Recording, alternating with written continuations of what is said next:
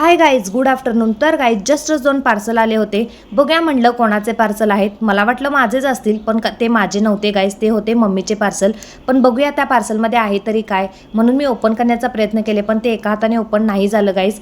तर एक parcel open झालं बिकॉज एका हातात माझ्या कॅमेरा आहे गाईज आणि एकाच हाताने मी पार्सल ओपन करत होते त्यामुळे. आणि यामध्ये काहीतरी गाईज पहिल्या पार्सलमध्ये भिंतीला चिकटवायचं स्टिकर आहे आणि त्याला काहीतरी चावी अडकवायचं आहे. तर असं काहीतरी आहे, पण ते इतकं छान चमकत होतं ना गाईज, ठेवूच वाटत नव्हतं हातातून. आणि दुसरं पार्सल ओपन करण्यासाठी गाईज मला कॅमेरा बंद करून ओपन करावं लागलं.